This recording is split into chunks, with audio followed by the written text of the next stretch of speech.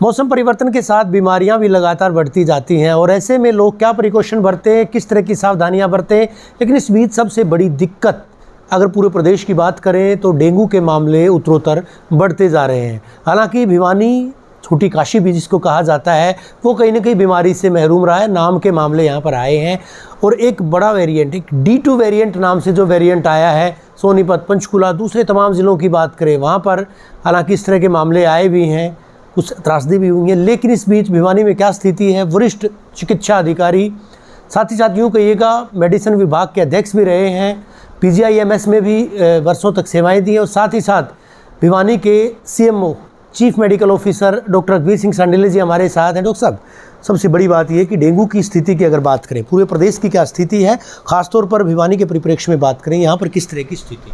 अब तक हमने 2390 सैंपल डेंगू की जांच के लिए कलेक्ट किए थे, जिसमें से 154 हमारे पॉजिटिव आए हैं। जो 154 आए हैं उसमें कोई भी अभी तक कोई डेथ डॉक्यूमेंटेशन नहीं हुई है। और हमारी 152 तरह की हमने टीम बनाई है, जिसमें 16 अर्बन की टीम है और 136 टीम है हमारी फील्ड की टीम है।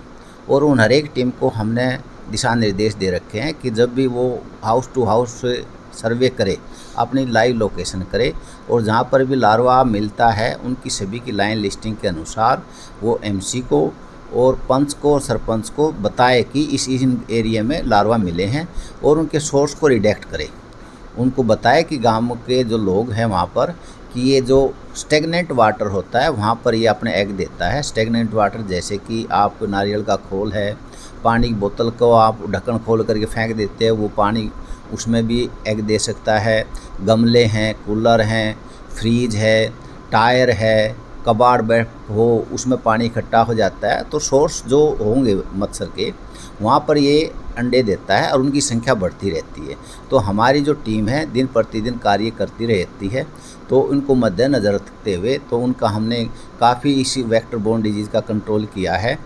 दूसरा, हमने जैसे कि पॉजिटिव आए हैं तो उसके आसपास के घरों के हम फॉगिंग भी करवाते हैं और फॉगिंग के साथ में उनके फेरोमोन सर्वे भी करवाते हैं। तो हमारी पहले तो और भी अच्छी स्थिति थी, लेकिन अभी 10 दिन से थोड़े से नंबर ऑफ पेशेंट बढ़ रहे हैं क्योंकि ये पीक सीज़न चला हुआ है। रही बात D2 वेरिएंट की, इसमें 4 तरह के जो बेसिकली ये जो वायरस है, ये वायरस 4 तरह का होता है। इसमें जो D2 के जो आजकल मामले आए हैं, इसमें थोड़े पेशेंट को सिम्टम ज़्यादा आते हैं। पेशेंट को बोनी पेन, मस्कुलर पेन, रिट्रोवल्वर पेन और ज़्यादा समय तक उसको बुखार होता है। अगर ये जो मच्छर होता है ये एक वेक्टर का काम करता है, एक वायरस मरीज से लेके दूसरे मरीज में फैलाने का ही काम करता है। अगर हम इस मच्छर की संख्या पर कंट्रोल कर लें और उनको बाइट करने से प्रिवेंट कर लें तो हम इसकी जो फैलने की जो प्रक्रिया है उसको कंटेन कर सकते हैं। इसके माध्यम से ही हमने 250 जो तालाब आइडेंटिफाई करवा करके उसमें हम गंबूजिया फिश डलवाई है। 155 पे हमने काला तेल और मिट्टी का तेल डलवाया है। सभी गांवों के सरपंचों को और मेंबरों को हमने दवाई दिला रखी है कि वो हमारे जो जिस एरिया में लार्वा मिलते हैं उस एरिया में फॉगिंग करवाएं। और हम हर महीने ये लाइन लिस्टिंग करवाते हैं कि जिसके एरिया में कोई इतने दिन के बाद भी अगर वो लार्वा मिलता है तो इसका मतलब जो पहला जो सर्वे हुआ था वो ठीक तरह से नहीं हुआ है। तो सभी का हम रिव्यू करते हुए ध्यान दिया जाता है। कोशिश रहती है कि वो मच्छर की संख्या कम हो।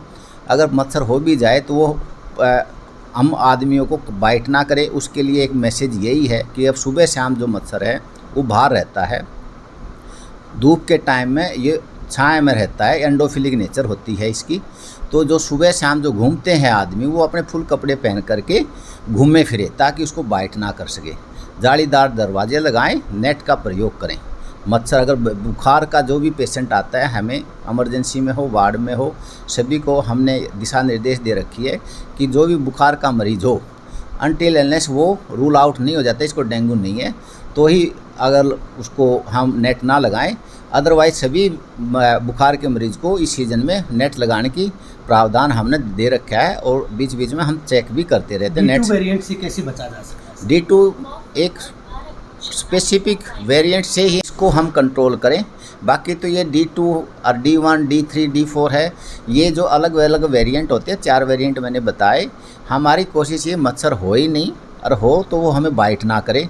इसके बस ये समाधान है कि हम जितने से जल्दी मच्छरों को कंट्रोल करें। हम ड्राई ऑफिस में ड्राई फ्राइडे मनाना चाहिए, और आम जनता ने ड्राई संडे। अगर 5 मिनट अपने जहाँ घर पे रहते हैं वहाँ अगर 5 मिनट दे देते हैं कि ब्रीडिंग प्लेस को चेक कर लें एक बारी, तो उससे हम 70% कंट्रोल पा सकते हैं। तो ऐसी जो कूड़ा कंकर जहाँ हमारे इंडस्ट्रियल एरिया है उसमें मैंने विजिट भी करी थी, और हम महीने में एक बार इंडस्ट्रियल एरिया में स्पेशल कैंपेन के द्वारा वहाँ जाते हैं और उसको हम नोटिस भी देते हैं, चालान भी करवाते हैं। तो उनमें जहाँ पर टायर इकट्ठे होते हैं वहाँ कुछ पानी बारिश के टाइम इकट्ठा होता है, तो बहुत सारा एरिया होता है। तो उनके रोडवेज के जीएम को और इंडस्ट्रियल के जो मालिक है उनको हम कहते हैं कि वो मच्छर अगर वहाँ पेगा वो बाहर ना जाएं, उसके नेट लगा के रखें। तो ये जितनी छोटी छोटी सावधानी हैं उसको ध्यान रखें तो उनकी मच्छरों की संख्या कम हो जाती है। मरीज जो ग्रस्त होते हैं वो किस तरह का सेवन करें, क्या खाएं, क्या पिए? रही फिर अब मरीज की जांच की सुविधा हमारे 24/7 के लिए 39 लैब है, उसमें सुविधा है। जैसे कि मैंने बताया 2300 से ऊपर हमने सैंपल जांच करे हैं, और उन सैंपल जांच के बाद अगर मान लो कोई पॉजिटिव आता है, हमारी टीम जाती है उसके एरिया में और वहाँ की फ्यूरो मास भी सर्वे करवाती है। हमारे एक 9 नंबर वार्ड है जिसमें 24 बेड अवेलेबल हैं।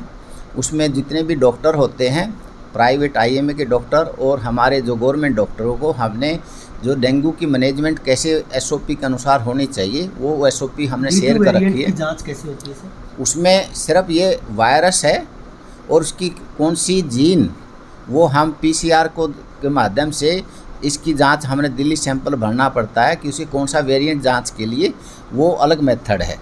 अदरवाइज तो हमारा एलाइजा से पता लग जाता है ये वायरस डेंगू S1 है या नहीं है, और IgM और IgG से हम पता लगा सकते हैं। वेरिएंट जब आता है, या दूसरा जो डेंगू के जो भी पेशेंट्स हैं सर, उनमें प्लेटलेट की कमी होती है, जकड़न होती है, शरीर में अकड़न होती है, शरीर जो है टूटता है, बुरी तरह से बुखार चढ़ता है, ऐसे मरीज़ प्रिकॉशनरी क्या खाएं, क्या पिएं जिससे जल्दी से रिकवर हो सकते हैं?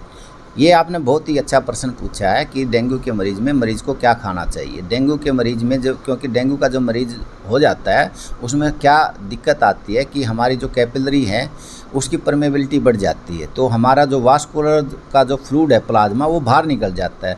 तो पेशेंटों को बुखार होने के बाद उसकी जो कॉम्प्लिकेशन है उसको डिहाइड्रेशन हो जाती है। तो हमने ज़्यादा से ज़्यादा पानी का सेवन करना चाहिए, पानी फ्लूइडी डाइट लेनी चाहिए। हम लस्सी पी सकते हैं, दूध पी सकते हैं, ORS का घोल ले सकते हैं। अगर पेशेंट को डिहाइड्रेशन ज़्यादा होगी, उल्टी आती है, तो हम रिंगर लैक्टेट लगाते हैं, नॉर्मल सलाइन लगा सकते हैं। और प्लेटलेट अगर मान लें 10,000 के आसपास और ब्लीडिंग के चांस हो जाए, जिसमें हम एक टर्निक्वेट टेस्ट भी करके देखते हैं, वो पॉजिटिव आता है, पल्स प्रेशर कम मिल रहा है, तो ये सारे अलार्मिंग साइन हैं। उसकी जांच के तहत कि उसको पेशेंट को शॉक में जाने से पहले ही जो अलार्मिंग साइन को डिटेक्ट कर लिया जाता है और हाइड्रेशन ठीक कर देते हैं, तो उसको हम ना तो प्लेटलेट की ज़रूरत होती है और उसको मोर्टेलिटी से बचाया जा सकता है। तो ये जो हमने SOP के माध्यम से सभी जो ट्रीटिंग डॉक्टर हैं वो अलार्मिंग साइन उसके हैं या नहीं है फाइल पर ज़रूर डॉक्यूमेंट करें।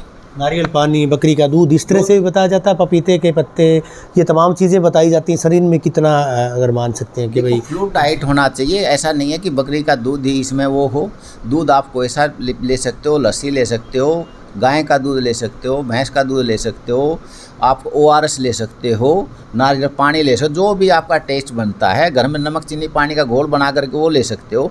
फ्लूइड जैसे जितना लोगे उतना इसमें लाभकारी है, ताकि हमारा पल्स प्रेशर डाउन ना रहे, हम डिहाइड्रेशन फील ना करें। हाई प्रोटीन डाइट लें, आराम करें। इसमें सबसे ज़्यादा ध्यान जब देना होता है जब पेशेंट को बुखार नहीं रहता। पहले जो बुखार आता है 3 से 5 दिन, उसमें इतनी कॉम्प्लिकेशन नहीं होती। कॉम्प्लिकेशन जब होती है बुखार बंद हो जाता है, उसके बाद जो कैपिलरी वास्कुलर चेंजेज आते हैं, परमेबिलिटी बढ़ जाती है और प्लाज्मा लीक आउट होकर के बाहर आ जाता है। तो हाइड्रेशन न होने के कारण वो पेशेंट थ्रस्टी फील करता है, एब्डोमेन पेन करता है, उल्टी आती है। तो ये जितने अलार्मिंग साइन हैं बुखार के बाद ही अपीयर होते हैं, तो हमने मॉनिटरिंग की ज़्यादा, बुखार के बाद ज़्यादा सतर्क रहना चाहिए और पेशेंटों को बुखार होने के बाद ज़्यादा निगरानी रखनी चाहिए कि अभी हम घर न जाएं। मॉनिटरिंग का पीरियड ही यही है। शुक्रिया हमसे बात करने के लिए। डॉक्टर अकबर सिंह सांडिल्या, भिवानी के सिविल सर्जन, जिनका साफ तौर पर कहना है कि भिवानी में अगर बात करें 154 मरीज ऐसे आए हैं जो कि डेंगू पॉजिटिव मिले। हालांकि D2 वेरिएंट का कोई ऐसा मामला अभी तक यहाँ पर नहीं आया है। प्रदेश के दूसरे हिस्सों में भले इस तरह के मरीज़ आए हैं, लेकिन प्रिकॉशन जो है ज़रूर बरतने चाहिए, चाहे खान पान की बात करें या फिर मच्छर जहाँ पर लार्वा पनपता है उसको भी समूल उसका नाश किए जाने की आवश्यकता है। और इसके लिए विभाग के द्वारा कदम उठाए गए और वजह यही है कि भिवानी में इस बीमारी पर अभी तक काबू पाया गया है। वीडियो जर्नलिस्ट सुमित अवस्थी के साथ रवि जांगड़ा, इंडिया न्यूज़, सरगढ़ा।